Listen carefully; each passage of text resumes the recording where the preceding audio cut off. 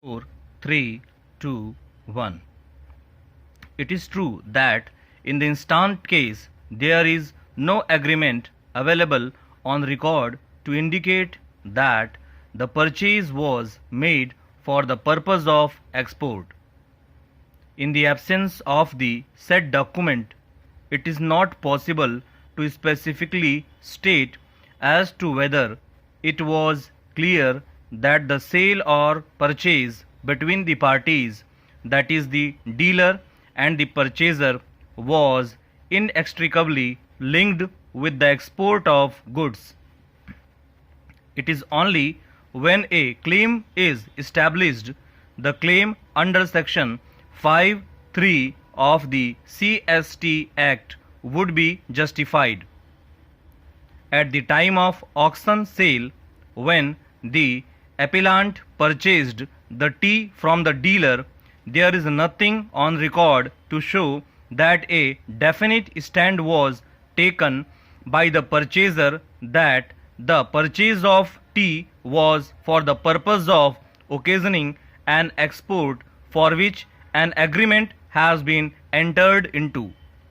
Since no such claim was made at that stage, sales tax was realized, which was paid to the government by the dealer. However, there is a clear finding recorded by the assessing authority that the export documents were verified by him with the accounts from which it is indicated that the entire exports were effected pursuant to the prior contract or prior orders of the foreign buyers, and that the export sales are supported by bills of lading, export invoices, and such other valid documents. In the light of the said findings, the assessing authority allowed